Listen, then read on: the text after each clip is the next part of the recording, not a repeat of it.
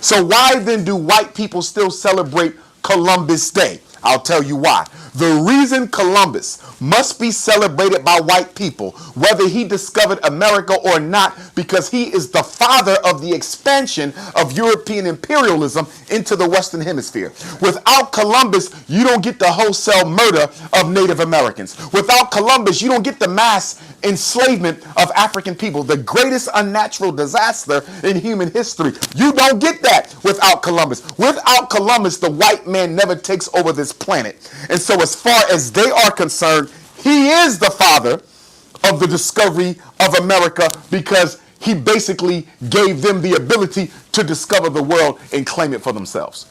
When you look at the story of Christopher Columbus, you have in that story every aspect of white psychology: colonization, capitalism, imperialism, genocide, manipulation.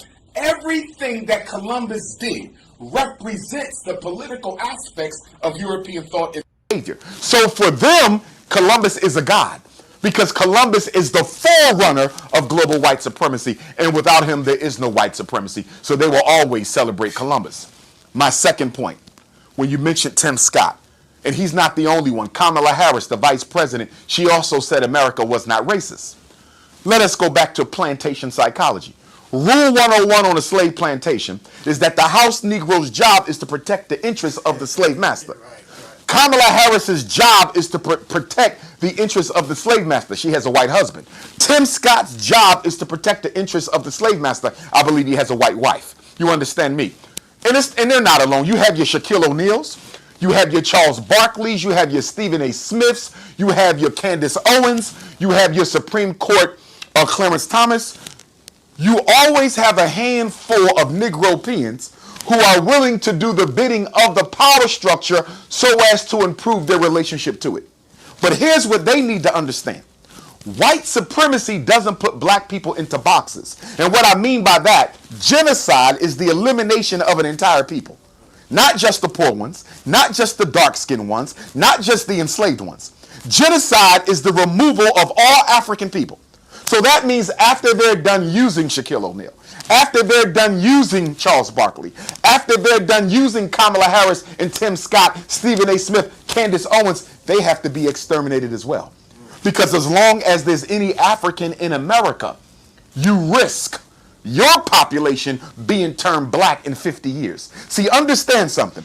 One of the reasons the black man and black woman are so hated in this world is because we're the only people on earth who can reproduce ourselves within any other people. Yeah. If I lay with a Latino, an Arab, an East Indian, a Native American, a European Jew, an Anglo-Saxon female, she's producing a black child. No matter what man a black woman lays with, she produces a black baby.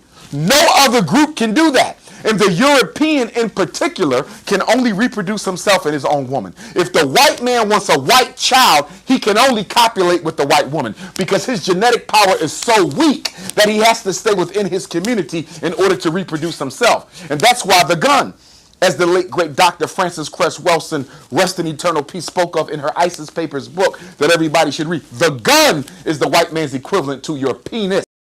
The black man's penis can change the color of an entire race in 50 years. White man can't do that, so he uses the gun for his genocide. We do not have to exterminate a people to eliminate a people. We can reproduce them out of existence. He has to exterminate them out of existence. And that's why when you look at lynchings in America, most black men hanged from trees were mostly castrated. They hung Jews, they didn't castrate them. They hung Irish, they didn't castrate them. They hung Chinese, they didn't castrate them. So why is it 99% of the time when a black man was hanged, he was castrated? Because your represents the eternal envy of the white man. We get it wrong. Brothers in the hood think the white man is envious of your physical size, of your genitalia. That has nothing to do with it. He doesn't envy the genitalia because not every black man is blessed with a large genitalia. What he envies is your reproductive power, your ability to go anywhere in the world and create a black nation no matter what the color of the woman. We are the chosen people. Being chosen has nothing to do with being a Muslim, a Christian, or a Hebrew. Being chosen is being a member of the original family that God put down on earth for the first time in the Nile Valley civilization of Africa. If you are amongst that family, you are chosen. Everybody knows who we are. They know that we're the people who built them pyramids. Right. They know we're the people who made this country. They know we're the people who invented the cell phone, the internet, the helicopter, the stoplight, the gas mask, the self-lubricating engine. They know who we are. The problem is we forgot. And one of the reasons we forgot is we allowed the white power structure to desegregate our children into their public schools. Ever since 1954, when the Supreme Court overturned Brown versus Board, they've been pushing black kids into white public schools and predominantly white universities, not to give us a better opportunity, but to kill the intellectual genius of the black child. Remember, most of our inventions were created before we sat next to white children. We were creating things white kids were not even thinking about. So they had to kill that, and the best way to kill that was to desegregate the schools. And look what we've been doing ever since desegregation. Basketballs, footballs, gangster rap, and white girls. Gangster rap is the soundtrack of mass incarceration. It's the soundtrack of mass incarceration. The white power structure, particularly the untouchable power structure that controls gangster rap, deliberately redirected its aim in order to have black children indoctrinated with the kill, shoot, sell dope, sexual exploitation of black girls mentality in order to reinforce the European narrative that black men are only good for sex and dope. You understand? And unfortunately, we are playing into this because whereas the white man is motivated by power, the black man is motivated by money. We have two totally separate agendas. As I spoke to you earlier, I said the Roman Catholic schools in Detroit wouldn't sell me a school. Those schools are still for sale 6 years later because they are about power, not money. Black people are motivated by money. That's why we don't have anything. We need power. You understand?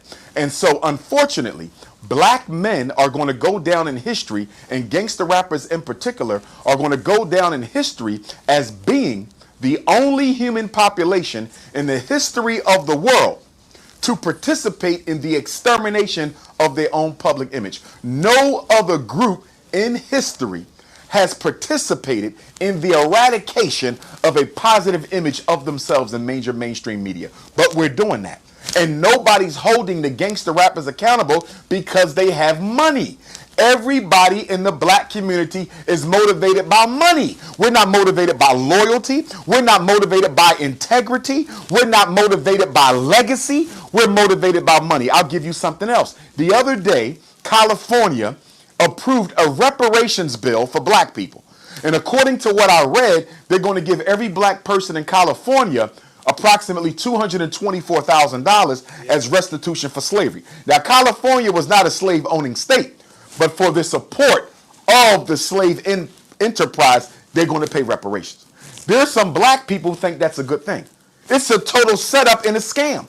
Why would you allow somebody to give you $224,000 for 500 years of abuse, exploitation, dehumanization?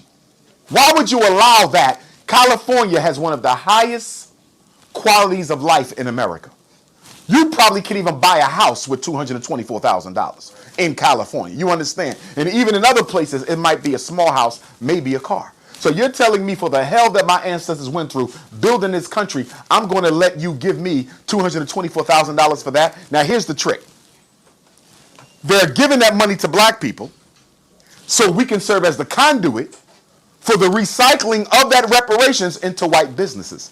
Because what are we going to do with that money? Exactly. We're going to spend it, which is why I believe the whole reparations narrative as it is now articulated is a scam and a sham. Yes. Because if you are arguing or demanding a cash payout from the government for your enslavement and you don't have any institutions or infrastructure in which you can trap that black dollar, that money automatically goes to the Arabs. It automatically goes to the Chinese, the Korean hair care. It goes to the Jewish-owned establishments. We don't have no institutions to trap the black dollar. The